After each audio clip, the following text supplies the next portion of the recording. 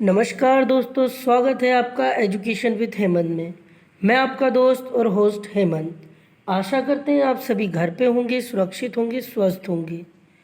अभी तक हमारा जो टॉपिक चल रहा है वो आवास के बारे में चल रहा है और आज भी हम आवास के बारे में ही चर्चा करेंगे। तो आइए चलिए अपना वीडियो शुरू करते हैं। आज का हमारा टॉपिक है स्वस्थ जीवन के लिए आवास की विशेषताएं। आवास एक आर्थिक संपत्ति है। ये मनुष्य के जीवन, उसके स्वास्थ्य तथा शिक्षा के क्षेत्र में सकारात्मक प्रभाव डालने वाला होता है। किसी के पास घर होता है तो उसकी सोच, स्वास्थ्य सभी क्या होता है, बहुत ही पॉजिटिव रहते हैं। आवास सामाजिक उन्नति में योगदान देता है। किसी परिवार के लिए स्थायी मकान होने की प्रत्यक्ष या अप्रत्यक्ष लाभ अत्यधिक है। स्वस्थ जीवन के लिए आवास की विशेषताएं निम्न हैं। पोषण, स्वच्छता, माता एवं बच्चे के स्वास्थ्य समेत मानव विकास के मापदंडों पर भी आवास का सकारात्मक प्रभाव पड़ता है। क्या होता है कि जब हमारे पास घर होता है तो जो बच्चे होते हैं उनका पोषण, स्वच्छता, इन सारी चीज़ों पे हमारा क्या होता है, एक तरीके से हम इसको बहुत अच्छे से कर सकते हैं, रख सकते हैं। किराए घरों में हमें दूसरों के हिसाब से रहना होता है, बच्चों पे ध्यान, सारी चीज़ें बट जाती हैं। लेकिन जब हमारा खुद का घर होता है तो हमारे जीवन स्तर में, सामाजिक जीवन स्तर में, यदि आपका घर होता है समाज में भी आपका एक प्रभाव होता है फिर।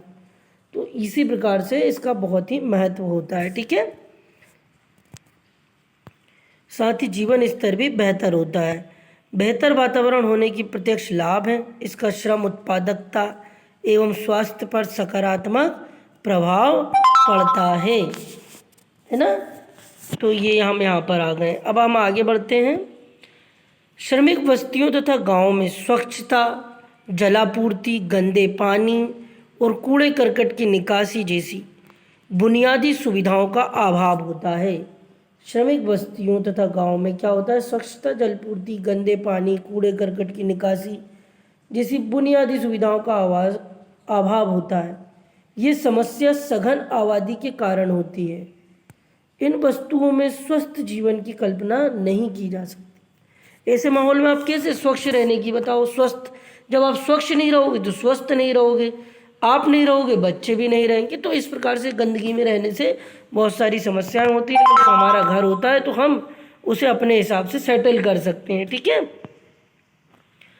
कच्ची ईंटों की आवाज़।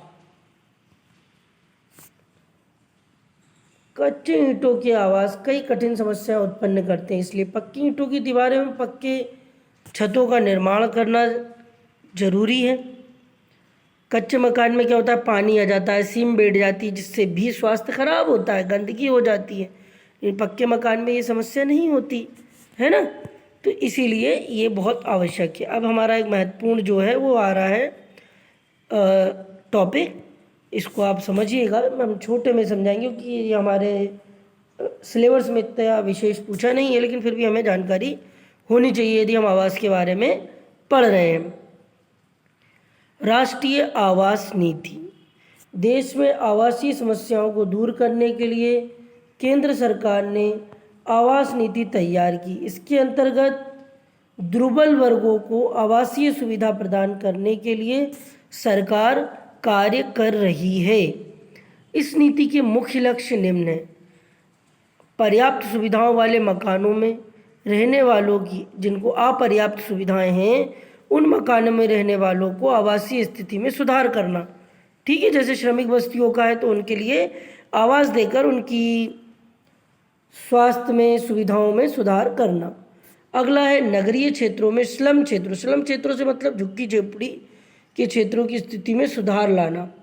ठीक है, तो ये एक बहुत ही महत्वपूर्ण और महत्वाकांक्षी योजना है जिससे कई गरीबों को लाभ मिल रहा है। तो आशा करते हैं आपको वीडियो पसंद आया होगा। वीडियो पसंद आया है तो लाइक करें, शेयर करें और सबसे इम्पोर्टेंट शेयर करना ना भूलें। धन्यवाद। जय हिंद।